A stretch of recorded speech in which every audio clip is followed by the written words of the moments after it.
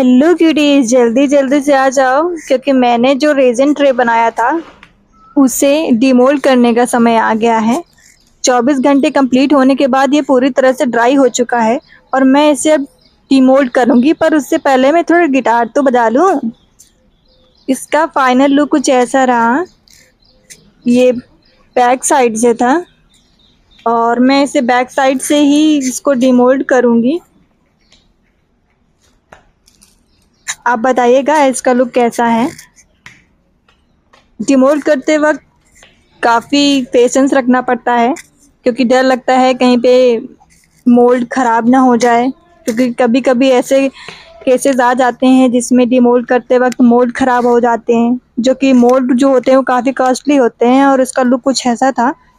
और मैं इसको अभी फाइनल डिटेलिंग दूंगी, उसके बाद मैं आपको दिखाऊंगी कि कैसा रहा इसका लुक। फाइनल टच देने के बाद इसका लुक आइए मैं आपको दिखाती हूँ। ये रहा इसका फाइनल लुक।